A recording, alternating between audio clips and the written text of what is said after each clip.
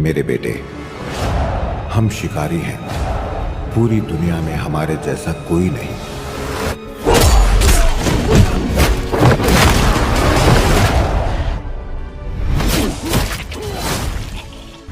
मैंने मौत को रूबरू देखा था और उस दिन पहली बार मैंने खुद को पहचाना।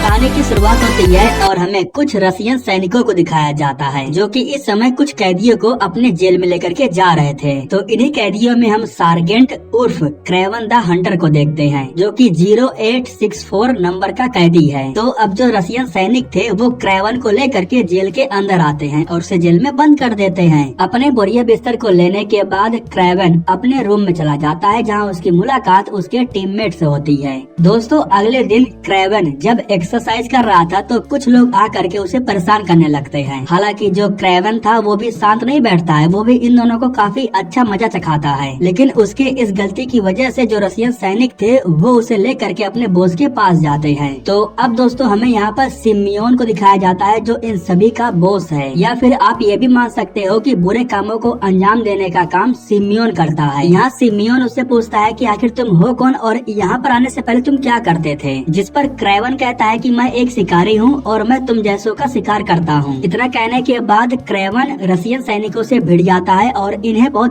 बुरे तरीके से मारता है। आखिरी में वो इनके बॉस को बड़े ही आराम से मार देता है। इसके बाद जब क्रेवन भाग रहा था तब हम देखते हैं कि उसके पास खास प्रकार की पावर है। उन्हीं पावर का इस्तेमाल करके वो दीवारों पर बड़े ही आराम से चढ़ पा रहा था। उसकी रफ्तार एक चीते की तरह थी, गोलियां भी उसका कुछ नहीं बिगाड़ पाती है। जेल से फरार होकर के जब वो बाहर आता है तब एक बड़ा सा तूफान उसके सामने आ जाता है। इस तूफान के बीच में एक भेड़िया भी था जो कि सिर्फ क्रेवन को ही देख रहा था। लेकिन जब क्रेवन उस भेड़िया की आंख में देखता है ना तब भेड़िया कुछ नहीं करता है, शांत हो जाता है। इसके बाद क्रेवन वहाँ से भागता है और वापस प्लेन में आकर के यहाँ से निकल जाता है। यहाँ हम देखते हैं कि वो किसी से बात कर रहा था। उससे वो कह रहा था कि मैंने काम पूरा किया, मैंने सिमियोन को मार दिया। इससे दोस्तों हमें यह मालूम चलता है कि क्रेवन जानबूझ करके रशियंस के जेल में गया था उनके बॉस को खत्म करने के लिए। अब दोस्तों यहाँ पर सीन शिफ्ट होता है और हमें 16 साल पहले न्यूयॉर्क सिटी को दिखाया जाता है। यहाँ पर दोस्तों हमें दिमित्री और उसके बड़े भाई सार्जेंट यानी कि क्रेवन को देखते हैं। जब ये दोनों कॉलेज में थे तब इन्हें लेने के लिए इनके पिता निकोलाई आते हैं। निकोलाई अपने दोनों बच्चों को बताता है कि तुम्हारी माँ की मौत हो चुकी है, उन्होंने खुद को फांसी लगा लिया। यह सुनकर के दिमित्री और क्रेवन दोनों ही बहुत निराश हो जाते हैं। हालांकि यहाँ पर बच्चे पूछते हैं कि क्या हम अपनी माँ का अंतिम संस्कार करने के लिए जा रहे हैं, जिस पर निकोलाई कहता है कि अंतिम संस्कार उनका किया जाता है जिनकी मौत होती है, तुम्हारी माँ ने खुद को फांसी लगाया है। तो अंतिम संस्कार करने के बजाय निकोलाई अपने दोनों बच्चों को लेकर के जंगल में आता है। दरअसल निकोलाई अपने दोनों बच्चों को ताकतवर बनाना चाहता था। वो अपने दोनों बच्चों को बताता है कि यहाँ पर हम सिर्फ शिकारी हैं, सामने वाला शिकार है, उनका हमें शिकार करना है। या मैं आपको बता दूं कि निकोलाई ड्रग्स का धंधा करता है, यानी कि उसका 2 नंबर का काम है। यहाँ तक कि वो जंगल के जानवरों का शिकार करके उनके खाल को भी बेचते हैं और यही काम दिमित्री और क्रेवन दोनों को नहीं पसंद है। अगले दिन निकोलाई अपने लोगों के साथ एक शेर का शिकार करने के लिए गया था। यहाँ उसके जो दोनों बच्चे थे वो उससे अलग हो गए थे। जिस शेर का शिकार करने के लिए ये लोग आए थे वो शेर इन दोनों के सामने आ जाता है। इस वक्त क्रेवन ठीक शेर के सामने था, लेकिन वो गन नहीं चलाता है बल्कि उसे नीचे कर लेता है, पता नहीं कैसे। लेकिन जब क्रेवन शेर की आंख में देखता है तो वो शांत हो जाता है, वो हमला नहीं करता है। लेकिन उसी वक्त निकोलाई आकर के उस शेर को गन से शूट कर देता है। शेर को गुस्सा आता है और वो क्रेवन के ऊपर हमला कर देता है। निकोलाई उस शेर को रोकने के लिए गन से उसे शूट कर रहा था, लेकिन वो शेर क्रेवन को घसीटते हुए लेके चला जाता है। दोस्तों इसी जंगल में हमें एक फैमिली को दिखाया जाता है जो कि जंगल सफारी पर आए थे। यहाँ पर हमें क्लेप्सो नाम करके एक लड़की को दिखे, उसके सामने आता है और क्रेवन की बॉडी को यहाँ पर छोड़ करके चला जाता है। क्रेवन को ठीक करने के लिए क्लेप्सो अपने पास से एक कांच की बोतल निकालती है जिसमें कुछ दवाइयाँ थी। ये दवाइयाँ जैसे ही वो क्रेवन को पिलाती है तो उसके अंदर अजीब किस्म की पावर आ जाती है। कुछ वक्त बाद यहाँ रेस्क्यू टीम आती है जो कि क्रेवन को लेकर के यहाँ से जाने लगती है। उसी वक्त क्लेप्सो अपना एक कार्ड उसके हाथ में रख देती है। अब इसके बाद क्रेवन को हॉस्पिटल में ले जाने के बाद उसका इलाज किया जाने लगता है, लेकिन यहाँ डॉक्टर्स ने हार मान लिया था क्योंकि वो बचने की हालत में बिल्कुल नहीं था। वो लगभग 3 मिनट तक मरा था, लेकिन उसके बाद अचानक से उसकी आँख खुलती है और वो के बाद क्रेवन से मिलने के लिए उसका भाई और उसके पिता आते हैं। वैसे इस वक्त क्रेवन को आराम करना चाहिए था, लेकिन उसके पिता छुट्टी ले करके घर चले जाते हैं। अब घर आने के बाद क्रेवन को मालूम चलता है कि जिस शेर ने उसके ऊपर हमला किया था उसके पिता ने उसे जान से मार दिया है। लेकिन दोस्तों क्रेवन को ये अच्छा नहीं लगता है। वो अपने पिता से कहता है कि आपको ऐसा नहीं करना चाहिए था। दोनों के बीच में बहसबाजी हो जाती है। इसके बाद क्रेवन गुस्से से अपने कमरे में चला जाता है। यहाँ जब वो अपने पुराने कपड़ों को देख रहा था तो उसके अंदर उसे वो शीशी मिलती है जिसके अंदर वो दवाइयाँ थी जिससे वो ठीक हुआ था। रात के समय में वो चुपके से इस घर को छोड़ करके जा रहा था, लेकिन तभी उसका भाई दिमित्री उसके सामने आ जाता है और उससे कहता है कि आप मुझे अकेला छोड़ करके नहीं जा सकते हो। जिस पर क्रेवन कहता है कि मैं ज्यादा दूर नहीं जा रहा हूँ, मैं वहाँ जा रहा हूँ जहाँ माँ अपने साथ वक्त बिताती थी। इतना कहने के बाद क्रेवन चला जाता है और सुबह में उसे नदी के किनारे एक बोट मिल जाती है। इस बोट के सहारे वो रसियन के एक अनजान जगह पर पहुंच जाता है। इस वक्त जब वो रोड पर था तभी उसे अचानक से अजीब आवाज सुनाई देती है। दरअसल बहुत सारे जंगली भैंसे थे जो उसकी तरफ भागते हुए आ रहे थे। हालांकि क्रेवन उनसे डरता तो है, लेकिन जंगली भैंसे उसे नुकसान नहीं पहुंचाते हैं, बल्कि एक भैंसा उसके सामने खड़ा हो करके एक प्रकार से उसकी मदद कर रहा था। भैंसों का झुंड चले जाने के बाद वो भी यहाँ से चला जाता है। इसके बाद वो जंगल के अंदर उस जगह पर जाता है जहाँ वो अपनी माँ के साथ वक्त बिताता था। तो इस तरीके से दोस्तों वो जंगल के अंदर बस जाता है और जानवरों के साथ रहने लगता है। एक दिन वो जंगल में एक हिरन की आवाज सुनता है। इसके बाद वो भी हिरन की तरह दौड़ने की कोशिश करता है और तभी अनजाने में वो एक लंबा छलांग लगाता है। इतना ही नहीं बल्कि वो सबसे लंबे पेड़ पर एक झटके में चढ़ जाता है। इस तरीके से क्रेवन को अपनी शक्तियों के बारे में एहसास होता है। वो दूर देखता है कि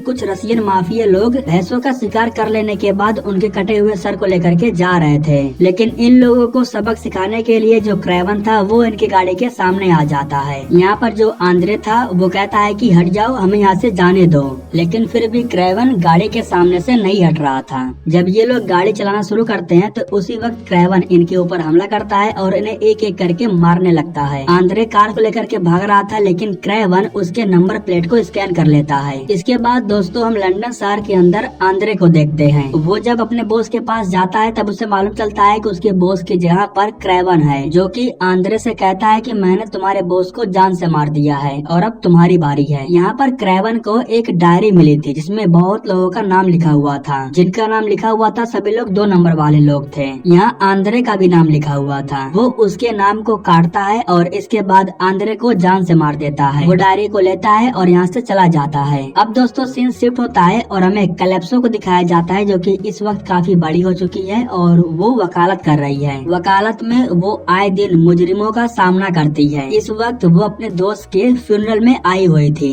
दरअसल वो रसियन का बॉस सिमियोन था जिसने कैलेप्सो के दोस्त का रेप किया और उसे जान से मार दिया। यहाँ हम क्रेवन को देखते हैं जो कि कैलेप्सो से आकर के मिलता है। वो अपनी जेब से वो कार्ड निकाल करके कैलेप्सो को देता है जो उसने उसके पास रखा था। इससे कैलेप्सो को मालूम चल जाता है कि ये वही इंसान है जिसको उसने उस दिन दवाई दे करके बचा लिया था। यहाँ क्रेवन कहता है कि तुम्हें जान करके हैरानी होगी, लेकिन मैंने सिमियोन को जान से मार दिया है। मैंने उसे जान से मार करके तुम्हारे दोस्त का बदला ले लिया है। लेकिन कैलेप्सो को यकीन नहीं हो रहा था, इसलिए वो जा करके थोड़ा रिसर्च करती है। जहाँ उसे मालूम चलता है कि हंटर करके कोई तो है जो माफियाओं को मार रहा है और वो हंटर कोई और नहीं बल्कि क्रेवन ही है। कैलेप्सो को जब इस बात का यकीन हो जाता है तब वो दोबारा जा करके क्रेवन से मिलती है। कैलेप्सो उससे कहती है कि तुम भी तो एक प्रकार से मुजरिम ही हो जो लोगों को मार रहे हो। जिस पर क्रेवन कहता है कि मुझे फर्क नहीं पड़ता है, बुरे लोगों को मारना मेरा काम है। इतना कहने के बाद वो कैलेप्सो को एक लिस्ट निकाल करके देता है जिसमें उन सभी बुरे लोगों का नाम लिखा हुआ था। यहाँ पर वो कैलेप्सो से कहता है कि तुम एक वकील हो, आए दिन तुम्हारे अदालत में ऐसे लोग आते होंगे जो कि छूट जाते होंगे, पुलिस भी उनका कुछ नहीं बिगाड़ पाती होगी। तो मैं बस इतना चाहता हूँ कि तुम उनका नाम बताते रहना, मैं उनका सफाया करते रहूंगा। अब दोस्तों सीन शिफ्ट होता है और हमें राइनो नाम करके एक इंसान को दिखाया जाता है। ये बंदा भी अपनी गैंग चलाता है और बुरे काम करता है। जब उसका आदमी उसे बताता है कि सिमियोन को किसी ने जान से मार दिया है तो राइनो कहता है कि हमें उसके आदमियों के साथ हाथ मिलाना होगा, अगर ऐसा नहीं करेंगे तो हमारा काम रुक जाएगा। अब अगले दिन सुबह में हम कुछ लोगों को देखते हैं जो कि इस वक्त सिमियोन के सारे धंधे को संभाल रहे थे। जब राइनो इन लोगों से हाथ मिलाने की बात करता है तो उसी वक्त एक आदमी अपनी गन निकालता है और उसे शूट कर देता है। लेकिन बाद में इन्हें मालूम चलता है कि राइनो तो बिल्कुल ठीक ठाक है, क्योंकि उसके पास एक खास प्रकार की लिक्विड लिक्विड है, उसी से वो अपने शरीर को मजबूत बनाता है। उसी वक्त हम देखते हैं कि राइनो के जो शूटर्स थे वो छुपे हुए थे, वो इन लोगों को शूट कर देते हैं। आखिरी में बचा हुआ था सिर्फ मोरिस, और वो डर की वजह से राइनो से हाथ मिला लेता है। कुछ समय के बाद मोरिस एक बार में जाता है और वहाँ वो निकोलाई से मिलता है। बात ऐसी थी कि धंधे के बारे में कुछ बात करने के लिए उसने मोरिस को अपने पास बुलाया था, लेकिन अब जैसे कि मोरिस ने पहले ही राइनो के साथ हाथ मिला लिया है, मोरिस को लगा कि ये बात निकोलाई को नहीं पता है, लेकिन उसे सब पता था। यहाँ वो निकोलाई को खत्म करने के लिए अपने कुछ लोगों को भी लेकर के आया था, जिसकी वजह से यहाँ पर लगातार शूटिंग होने लगती है और बहुत से लोग मारे जाते हैं। अब निकोलाई के बार में आकर के उसी को ही मारना थोड़ा मुश्किल था। मोरिस के साथ उसके लोग भी मारे जाते हैं, और ये बात जब राइनो को मालूम चलती है तो वो बहुत गुस्सा हो जाता है। लेकिन यहाँ हम देखते हैं कि उसका आदमी उसके लिए एक पेन ड्राइव लेकर के आया था, और इस पेन ड्राइव में सेरगेट की वो वीडियो थी जिसमें वो जेल में घुस करके सिम्योन को जान से मारता है। लेकिन सबसे बड़ी बात ये थी कि अब राइनो को मालूम चल गया था कि हंटर कौन है जो लोगों को मार रहा है। सीन शिफ्ट होता है और हमें क्रेवन को दिखाया जाता है, जो कि एक बिल्डिंग को पार करने के बाद अपने भाई से मुलाकात करने के लिए अंदर जाता है। दरअसल आज दिमित्री का जन्मदिन था, तो उसी को बधाई देने के लिए क्रेवन उसके पास आया था। वो अपने भाई से बहुत प्यार करता है। दिमित्री अपने भाई को लेकर के अपने बार में जाता है जहाँ ये दोनों ड्रिंक करते हैं। ठीक उसी वक्त यहाँ पर निकोलाई भी आ जाता है, जो कि इनके साथ बैठ करके ड्रिंक करता है। हालांकि यहाँ निकोलाई अपने बड़े बेटे से कहता है कि हम एक फैमिली है, हमें साथ मिल करके रहना चाहिए, लेकिन उसकी बातों से क्रेवन को कोई फर्क नहीं पड़ता है। दिमित्री ने कुछ ज्यादा ही ड्रिंक कर लिया था, तो इसीलिए जो क्रेवन था वो उसे लेकर के घर छोड़ने के लिए आता है। इसके बाद जब वो यहाँ से जाने लगता है तो दिमित्री उसे यहाँ रुकने के लिए कहता है। वो जा करके सोफे पे सो जाता है, लेकिन जंगल में सोने वाले लोगों को सोफे पर नींद कैसे आएगी, तो इसलिए वो रात को उठ करके बाहर सोने के लिए चला जाता है। पेड़ के नीचे सोने के बाद सुबह में जब उसकी आँख खुलती है तो वो फिर से अपने भाई से मिलने के लिए बिल्डिंग में जाता है, जहाँ उसे मालूम चलता है कि उसका भाई बिल्डिंग से गायब है, यानी कि उसे कुछ लोग किडनैप कर लिए थे। वे लोग जब दिमित्री को किडनैप करके लेके जा रहे थे तब क्रेवन इन लोगों को देख लेता है। अब इसके बाद क्रेवन अपनी पूरी ताकत लगा करके इन लोगों को रोकने की पूरी कोशिश करता है,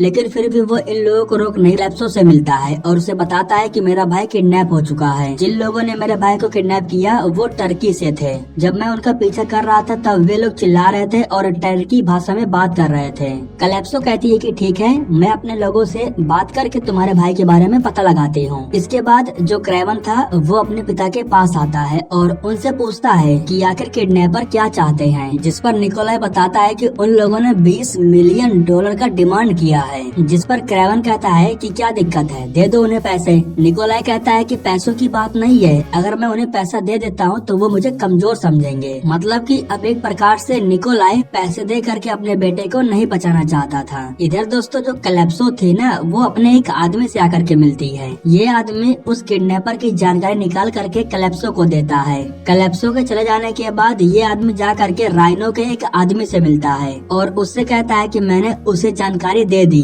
मतलब सीन ऐसा था कि राइनो खुद दिमित्री की जानकारी क्रेवन को दे रहा था ताकि क्रेवन अपने भाई को बचाने के लिए उस लोकेशन पर जाए और राइनो का काम आसान हो जाए, जहाँ उसके भाई को किडनैप करके रखा गया था। यहाँ पर बहुत से लोग थे जिनसे क्रेवन फाइट करता है और आखिरी में उस आदमी को पकड़ता है जो इनका बॉस था। ठीक उसी वक्त क्रेवन को मालूम चल जाता है कि ये सब कुछ एक प्लान किया गया था। उसे मारने के लिए और भी लोगों को यहाँ पर भेजा गया है। जब ये दोनों नीचे आकर के गिरते हैं तो ऊपर से ढेर सारा पत्थर इनके ऊपर आकर के गिरता है। ये सब कुछ राइनो का एक प्लान था। इस तरीके से वो क्रेवन को मारना चाहता था। अब राइनो को यही लग रहा था कि क्रेवन पत्थरों के नीचे दब करके मारा जा चुका है। वो क्रेवन की सच्चाई उसके भाई को दिखाता है। वीडियो के जरिए दिमित्री को मालूम चलता है कि हंटर कोई और नहीं बल्कि उसका भाई है। उसका भाई ही है जो सभी लोगों को ढूंढ ढूंढ करके जान से मार रहा है। राइनो के कुछ लोग ये चेक करने के लिए आए हैं कि क्रेवन सच में मर गया है या जिंदा है। और यहाँ दोस्तों हमें मालूम चलता है कि क्रेवन अभी भी जिंदा है। वो इन दोनों आदमियों को जान से मार देता है। इनके फोन को लेने के बाद वो कैलेप्सो के पास कॉल करता है। वो उसे बताता है कि ये सब कुछ एक प्लान था, तुम वहाँ से निकलो, वे लोग तुम्हारे पीछे आ रहे हैं। अब गुंडों के आने से पहले कैलेप्सो यहाँ से निकलती है। इसे लेकर के जंगल के अंदर जा रहा था तो उसी वक्त झाड़ियों में से एक चीता बाहर निकलता है जो कि क्रेवन के ऊपर हमला कर देता है। क्रेवन भी उससे लड़ता है और कहता है कि तुम मेरा शिकार नहीं कर सकते हो। इसके बाद जो चीता था वो फिर से झाड़ियों में चला जाता है। वो क्रेवन को नुकसान नहीं पहुंचाता है। इधर राइनो के पास उसका एक आदमी आता है जिसका नाम है एंटोमो। वो राइनो के लिए एक जानकारी लेकर के आया था। वो राइनो से कहता है कि ये फूल मुझे हमले वाली जगह पर मिली, जो कि क्रेवन का है, और ये फूल जंगल में कौन सी जगह मिलती है ये मुझे अच्छे से मालूम है। तो अगर हम इस फूल वाली जगह पर जाए तो हमें क्रेवन वहाँ जरूर मिलेगा। इधर हमें दिखाया जाता है कि जो क्रेवन था वो कैलेप्सो को लेकर के जंगल के अंदर उस जगह पर आता है जहाँ वो रहता है। वो अपने पास से बोतल की शीशी निकालता है और कैलेप्सो को दिखाते हुए उससे पूछता है कि ये तुम्हें कहाँ से मिली। इसी की वजह से मैं ठीक हुआ था, मुझे ये और चाहिए। जिस पर कैलेप्सो कहती है कि इसे मेरी दादी माँ ने बनाया था, उन्हें जड़ी बूटियों के बारे में बहुत कुछ मालूम था, उसी से उन्होंने इस ताकतवर सीरम को बनाया था। काफी समय पहले मेरी दादी माँ की मौत हो चुकी है और अब ये सीरम मेरे पास नहीं है। अब दोस्तों सीन शिफ्ट होता है और हमें दिखाया जाता है कि राइनो जंगल की तरफ आ रहा था अपने सभी लोगों को लेकर के। एंटोमो के पास एक खास प्रकार की दवा थी जिससे वो क्रेवन को मारने वाला था। अब कुछ समय के बाद ये लोग उस जंगल में जाकर के पहुँच जाते हैं। अब जंगल के अंदर राइनो के लोग चारों तरफ फैल जाते हैं और उस फूल वाली जगह को ढूंढने लगते हैं। इस बीच दोस्तों हम यहाँ क्रेवन को देखते हैं जो कि इन लोगों को चुन चुन करके मार रहा था। चीखने चिल्लाने की आवाज सुन करके राइनो कंफर्म हो जाता है कि क्रेवन यहीं पर है। क्रेवन से फाइट करने के लिए एंटोमो आता है। उसके पास जो जहर था उसे वो क्रेवन के शरीर में इंजेक्ट कर देता है। इसके बाद इन दोनों के बीच में फाइट होने लगती है और जो एंटोमो था वो अपने जादू का इस्तेमाल करके बार बार बच जा रहा था। आखिरी में जब वो क्रेवन को गन से शूट करने वाला था तभी उसी वक्त जो कैलेप्सो थी वो उसके ऊपर तीर से हमला करती है, जिसकी वजह से फाइनली एंटोमो की मौत हो जाती है। यहाँ कैलेप्सो को जब मालूम चलता है कि क्रेवन के शरीर में किसी प्रकार का जहर को इंजेक्ट किया गया है, तब वो अपने दादी माँ की सीरम को निकालती है और उसे क्रेवन को पिला देती है, जिसकी वजह से वो बिल्कुल ठीक हो जाता है। उसी वक्त भैंसों का एक झुंड इनके कार की तरफ आने लगता है। खुद को बचाने के लिए राइनो किसी प्रकार के सीरम को अपने शरीर से इंजेक्ट करता है, जिसकी वजह से उसका जो शरीर था वो पत्थर की तरह बन जाता है। इसी वजह से जब भैंसों ने उसके गाड़ी पर हमला किया तो उसे कुछ नहीं होता है। वो कार से बाहर निकलता है और जब क्रेवन को देखता है तो उससे जा करके फाइट करने लगता है। क्रेवन उसके ऊपर हमला करके उसे मारने की कोशिश तो करता है लेकिन वो नाकामयाब था। आखिरी में क्रेवन राइनो के शरीर पर उस जगह पर हमला करता है जहाँ से वो सीरम को अपने शरीर में इंजेक्ट करता था। इससे वो जख्मी हो जाता है और इसके बाद क्रेवन उसे रस्सियों से बांध देता है। रस्सी को वो भैंसों के बीच में फेंक देता है और इस तरीके से सभी भैंसें मिल करके उसकी हालत खराब कर देती हैं। राइनो की हालत इतनी खराब हो गई थी कि अब वो मरने की कगार पर था। हालांकि देमेत्री उसे गन से शूट करने ही वाला था लेकिन उसका भाई उसे रोक लेता है। राइनो मरता उससे पहले क्रेवन उससे ये पूछता है कि तुम्हारे पास वो वीडियो किसने भेजा था, जिस पर राइनो कहता है कि तुम्हें अभी तक नहीं मालूम चला है, वो हर वक्त तुम्हारे सामने ही था। अब दोस्तों यहाँ पर सीन शिफ्ट होता है और हमें रसिया के अंदर उत्तर के जंगलों को दिखाया जाता है। यहाँ हम निकोलाई को देखते हैं जो कि कैंप लगा करके जंगल में रुका हुआ था। उससे मुलाकात करने के लिए क्रेवन यहाँ पर आता है। दरअसल क्रेवन को मालूम चल गया था कि उस वीडियो को उसके पिता ने ही राइनो के पास भेजा था। क्रेवन को समझ में आ गया था कि उसके पिता ने उस वीडियो को राइनो के पास क्यों भेजा था। दरअसल बात ऐसी थी कि राइनो की वजह से निकोलाई अपना धंधा नहीं कर पा रहा था। राइनो उसके रास्ते का काटा था और निकोलाई को ये भी मालूम था कि वो राइनो को नहीं हरा सकता है। इसीलिए निकोलाई ने उस वीडियो को राइनो के पास भेजा, जिसकी वजह से राइनो का पूरा ध्यान क्रेवन के ऊपर आ गया। तो इस तरीके से इन दोनों के बीच में मुठभेड़ हुई और क्रेवन ने उसे जान से मार दिया और अब निकोलाई का रास्ता साफ हो गया है। लेकिन यहाँ जो क्रेवन था वो अपने पिता को छोड़ता नहीं है। वो एक जानवर के जरिए उन्हें भी मरवा देता है ताकि ये किस्सा ही खत्म हो जाए। तो इस तरीके से दोनों भाई एक हो जाते हैं और इसी के साथ दोस्तों ये कहानी यहीं पर खत्म हो जाती है।